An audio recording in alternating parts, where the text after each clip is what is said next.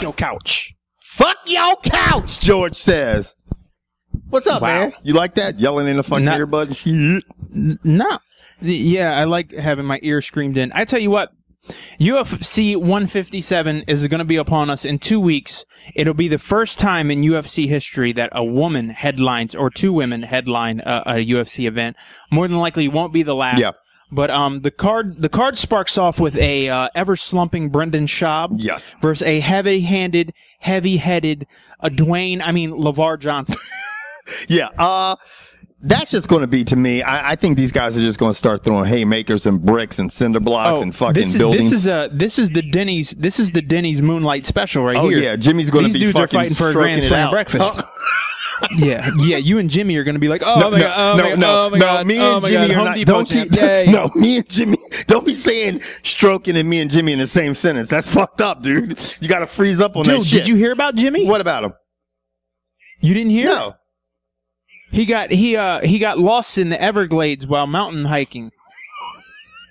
He was hiking in the mountains in the Everglades and got abducted by aliens. Oh my god! Yeah, Jimmy. He did. It happened. He got anally probed finally. Jimmy. Anyway, what do you got in this fight, man?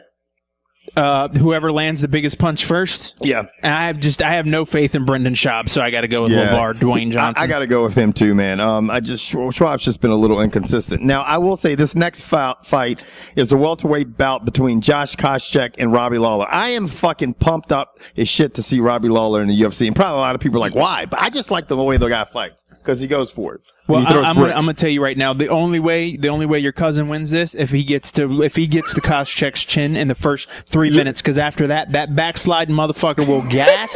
He'll be in the corner asleep because he has looked horrible in his last couple of Strikeforce fights. Robbie Lawler really did. He was kind of on a skid, and I'm going to tell you what, George nailed it, man. The only way he is going to beat Josh Koscheck is to get on him and fast, because I tell you, he gets submitted a lot, and it's like Koscheck to me is just a bad matchup for Lawler. But I will say this, Robbie Lawler will put your ass to sleep. If Koscheck rushes in too quick or gets counted. No, Robbie Lawler can do it. Robbie Lawler, it's got the power.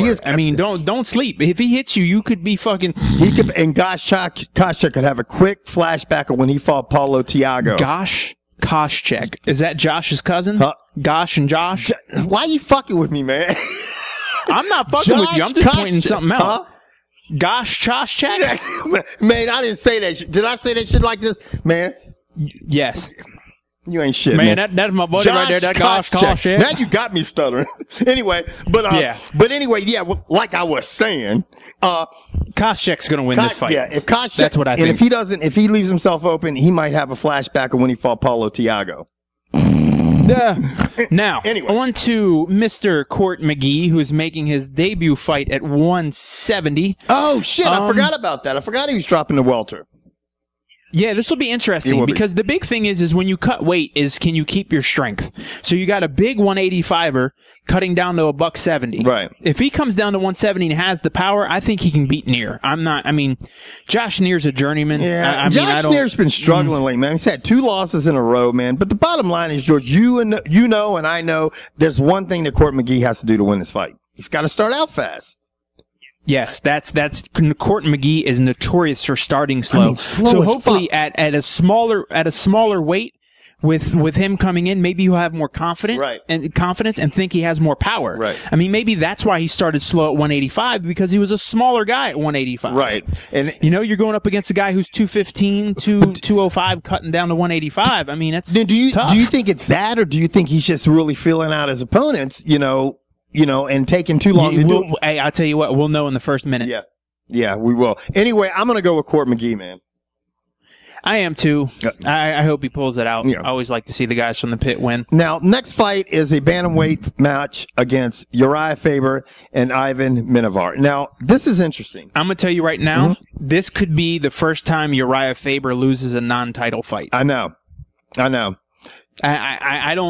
We haven't seen Uriah in a long time. We know what he's capable of, but when you've been up on that show for this long, and you've been this inactive for this long, I'm going with Ivan for the win. Yeah, and I'm going to tell you what, Faber was at feather, then there was Aldo, then he moved down to fucking bantam, and there was Barral, and not only the fact that Barral's down at bantam, but also the fact that, okay, you can see Frankie Edgar being down at bantam now. And you look at Ivan Menjivar, I mean, these two did fight before, and basically, Ivan was disqualified for kicking a down opponent. So, I mean, the fight never... Well, hold on, time out. Can we get the replay? Are they sure Uriah just wasn't standing up? I mean, he's awfully fucking short. Yeah, I'm telling you what. Yeah, it was a DQ. So, Menjivar got a DQ. But he's fought as heavy as 170. Do you realize just pick the damn winner of the fight. Huh? Pick the damn winner of the fight. I'm going with Ivan, too. I am too. Now, here's a question that George wants to throw out there for all of you and to you, Tyrone. Do you think Dan Henderson called me Tyrone? That's some bullshit. Why don't you tell him your middle name? Tyrone Williams Johnson III? Come on, Thurston Howell. Come on, man. So what was it? What's the question? Can I go now? Maybe. Go ahead. Is it relevant? Yes, it's very relevant because I'm thinking Dan Henderson's old country ass, do you think he's pissed off that he's playing second fiddle to a woman?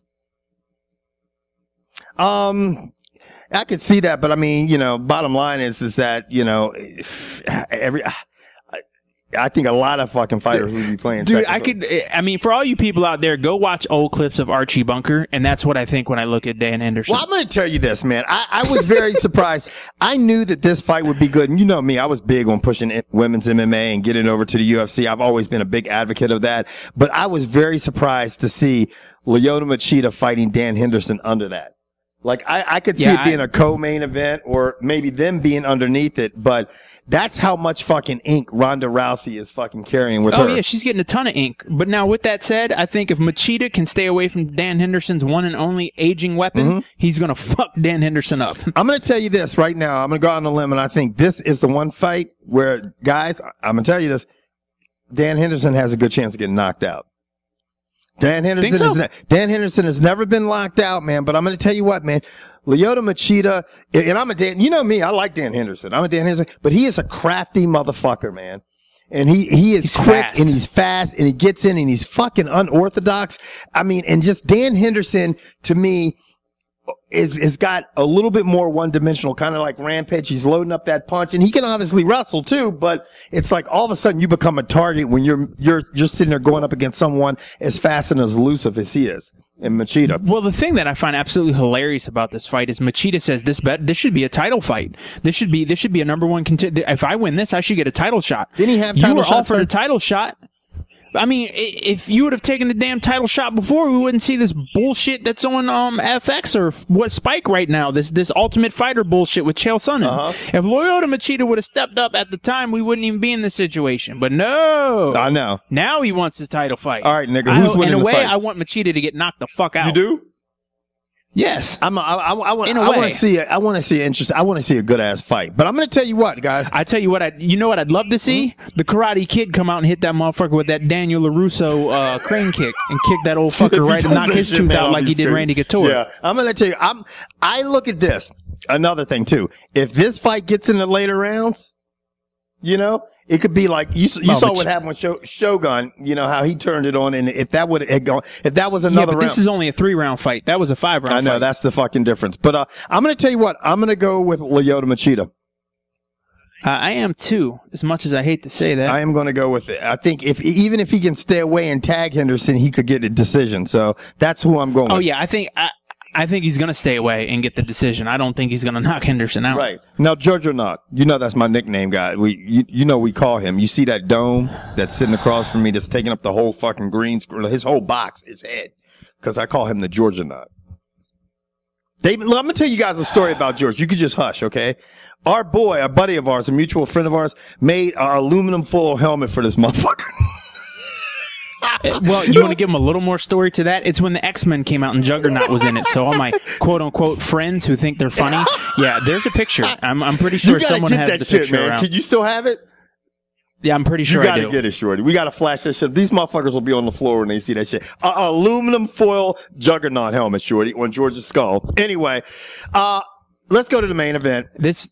This fight's not going to last long. It's not going to make it out of the first round. Ronda Rousey's going to blow through Liz Carmouche, and it's not going to, this is no offense, but it's a joke. It is a joke, but this is a thing that I find interesting, man. You know, it's funny because it's like, everybody, I mean, Ronda Rousey is a bad fucker. I mean, she has got some mad skills. Oh, yeah. But the thing is like, she's been so dominant that she's yet to be tested. Like, no one's really tagged her. Like, I mean, if this girl catches her, I want to see if she can weather a storm. Cause there's been no like catches her what, in like tag? I mean, no, I mean, if like you freeze tag, TV tag, cause this bitch ain't gonna hit her with a punch hard enough to hurt her. Yeah, I mean, well, that's what I'm saying. If I want to see her fight somebody that's fucking can knock her, can connect fast. And they don't have anyone like that at 135. The only person who's good, Gina Carano or Christian Cyborg are the only two people who I think would be able to handle Ronda Rousey. Yeah. And that's the reason Rousey's staying at 135, because Cyborg and Gina Carano